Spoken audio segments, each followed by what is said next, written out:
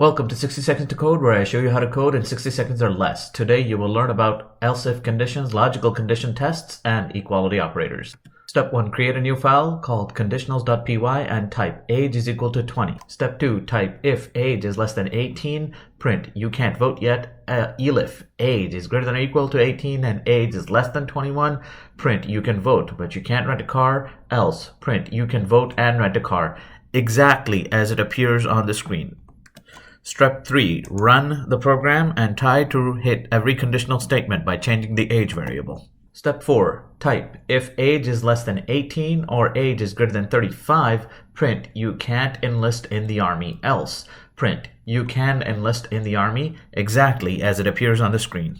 Step 5. Change the value of the age variable and try hitting every possible combinations of the conditional statements.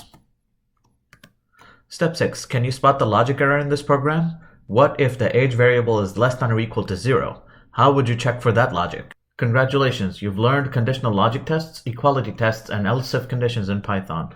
Look up how to check for equality using the double equal operator. Push your code to GitHub and code a little every day because code is life.